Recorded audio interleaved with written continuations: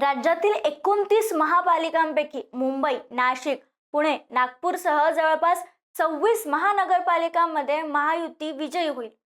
हे शब्द होते देवेंद्र फडणवीस यांचे. 14 जानेवारीला त्यांनी प्रसार माध्यमांशी संवाद साधताना हे भाकीत वर्तवलं होतं. आणि आज महानगरपालिका निवडणुकीचे निकाल याच प्रमाणे लागतात. परभणी, लातूर आणि मालेगाव महानगरपालिका वगळता सर्व ठिकाणी भाजप आघाडीवर आहे. महत्वाचं म्हणजे मुंबईत भाजपचा महापौर बसवण्याचं स्वप्न अखेर पूर्ण झालंय. मुंबई आणि ठाणे वगळता भाजप सगळीकडे स्वबळावर लढली होती. त्यामुळे देवेंद्र फडणवीस यांचा करिश्मा पुन्हा एकदा दिसून आलाय. त्यामुळे राज्यात भाजपचा सुरू असलेला झंझावात कायम आहे. नेमकं कुठं कुठं आघाडी आहे, चला पाहूयात. नमस्कार, मी संजना कट्टुकट मध्ये आपलं स्वागत. मुंबईत आम्हीच जिंकणार हे भाजप मागील 3 ते 4 वर्षापासून सांगत होती. शिवसेना फुटल्यानंतर तर भाजपचा आत्मविश्वास आणखी वाढला होता आणि आज तो खरा ठरला. भाजप मुंबईत शतक करताना दिसतीये. भाजप शिवसेनेसोबत मुंबईत महापालिकेत अनेकदा सत्तेत होती, मात्र त्यांना उपमहापौर पदावर समाधान मानावं लागत होतं. यावेळी मात्र शिंदेसोबत लढत भाजपनं एक हाती वर्चस्व स्थापन करत सत्ता मिळवली. त्यामुळे प्रथमच भाजपचा मुंबईत महापौर होणार आहे. आतापर्यंत हाती आलेल्या कलानुसार हा व्हिडिओ बनवेपर्यंत भारतीय जनता पक्षानं राज्यात ऐतिहासिक मुसंडी मारली असून 905 जागांवर आघाडी घेत आपला क्रमांक 1 चा दर्जा राखलाय. सर्वात मोठा उलटफेर छत्रपती संभाजीनगर महानगरपालिकेत पाहायला मिळतोय. दशकानुदशक शिवसेनेचा गड राहिलेल्या या शहरात यावेळी भाजपनं सुरुंग लावलाय.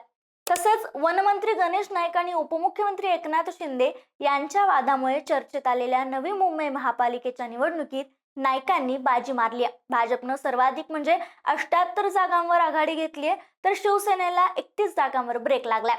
नवी मुंबई महापालिका ताब्यात राहावी यासाठी नाईक आणि शिंदे यांनी जोरदार प्रयत्न केले होते, ताकद पणाला लावली होती. या निमित्तानं सत्तेतील दोन्ही पक्षनेत्यांनी एकमेकांवर चांगले तोंड सुखी घेतलं होतं. अगदी शिंदेंना जेलवारी करण्याची भाषा नाईकांनी केली होती. या पार्श्वभूमीवर नवी मुंबईवर कोण वर्चस्व मिळवणार याची उत्कंठा लागली होती आणि त्याचा निकाल समोर आला. शिवाय पश्चिम महाराष्ट्रातील कोल्हापूर, सांगली, मिरज, कुपवाड महापालिका, सोलापूर आणि इचलकरंजी या सर्व महापालिका निवडणुकीत ही भारतीय जनता पार्टी आणि मित्र पक्षांनी आघाडी घेतल्याचं दिसून येते.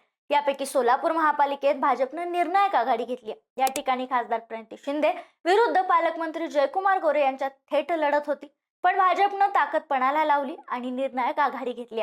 लातूर महानगरपालिकेच्या निवडणुकीत काँग्रेस आणि वंचित बहुजन आघाडी यांची कायम आघाडी राहिली.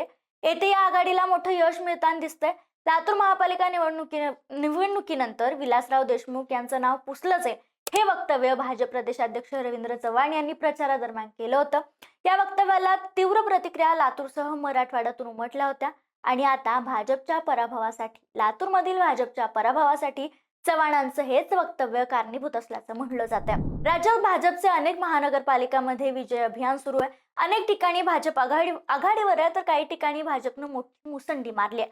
मुंबईत भाजपनं मोठी आघाडी घेतली असली तरी वसई विरारमध्ये भाजप, शिंदेसेना आणि राष्ट्रवादीला जास्त चांगली कामगिरी बजावता आलेली नाहीये. नागपुरातील 151 जागांकरता मतदार झालं होतं आणि आता निकाल जाहीर झाला आणि भाजप सध्याच्या स्थितीला शतक पार करताना दिसतोय. नागपुरात बहुमत मिळवण्याकरता 76 जागांची आवश्यकता आहे. त्यामुळे भाजप महायुती नागपुरात बहुमताचा आकडा गाठल्याचं जवळपास निश्चित झालंय.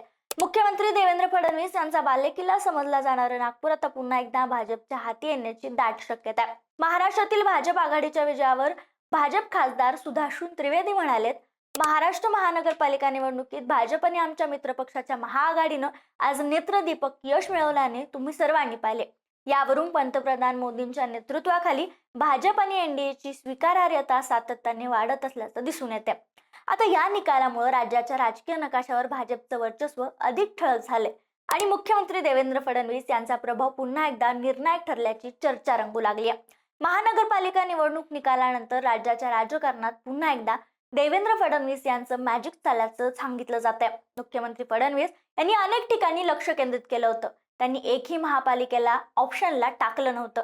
प्रत्येक ठिकाणी त्यांनी कमी अधिक प्रमाणात ताकद लावली. स्थानिक आमदार, खासदार, अन्य लोकप्रतिनिधींना कामाला लावलं. आवश्यक तिथे सर्व प्रकारचं बळ पुरवलं. कुठल्याही ब्रँडच्या नादी न लागता किंवा कोणालाही ब्रँड न बनवता भाजपनं संघटनात्मक ताकदीच्या जोरावर निवडणूक जिंकता येते हे दाखवून दिले.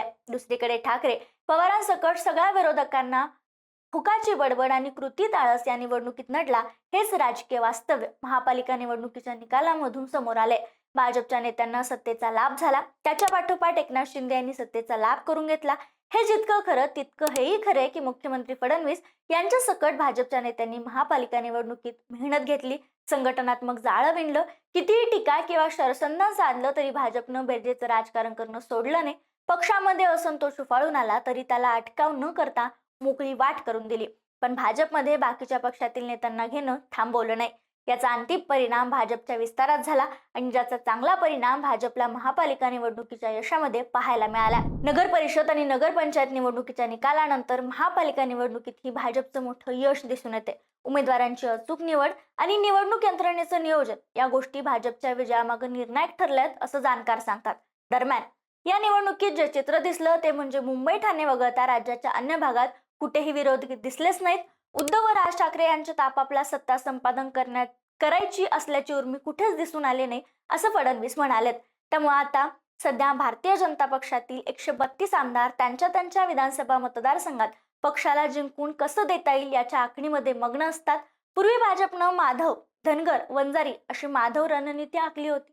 एकेकाळी काँग्रेसचा बालेकिल्ला असलेल्या महाराष्ट्राचं राजकीय चित्र आता पुरतं बदललं असून येथे भारतीय जनता पक्ष हा मुख्य पक्ष झालाय. हे आजच्या राजकारणाचं अंतिम सत्य.